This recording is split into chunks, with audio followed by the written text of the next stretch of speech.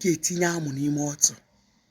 Ekwuona m ya ekwukwasị ya until ka ya continue na-ekwu ya maka ụmụ nwoke ndị a na-amara ala ọtụ. Ada eji ike etinye amụ n'ime ọtụ. Amụ just nwaanyị bịa nọ n'elu bed like this, nwaanyị ọma gee ntị ma chi ọkpa gị ofụma. Nwoke chọzi ibe itinye amụ n'ime ọtụ, i were nwaanyị na-emepe ya, ọ ga arọchkwa na arọch were amụ tie n'ime ọtụ. I were nwaanyị na-emepe ya, nwoke were nwaanyị tie gị amụ.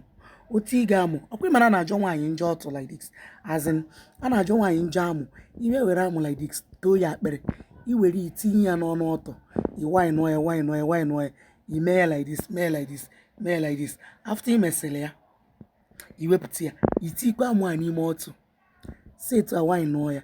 Before iwe bịazie tinye na gear 1 tacha ya ta ta, tinye na gear 2 tacha ya ta ta, tinye na gear 3 mee tapa tapa tapa tapa tapa tapa tapa. Ị ga-afụzi mkpu, ị ga-afụrụ gị ntụ nwaanyị ga na-etiri gị, ọ ga na-eti gị ewo amụmo, ewo amụ atọgbo m, ewo amụ atọgbo m, ewo bebi laba m laba m, ọtụ m atị m atị m atị m baby baby baby. Ị ga-aka ọ ga na-etiri gị. Yes, that's gear 3 or more. You can ride it harder, harder, harder. Mana eziokwu, don't forget, a na-aṅụ ala ikpu a na-agbafụta mmiri a ga-eji wee laa.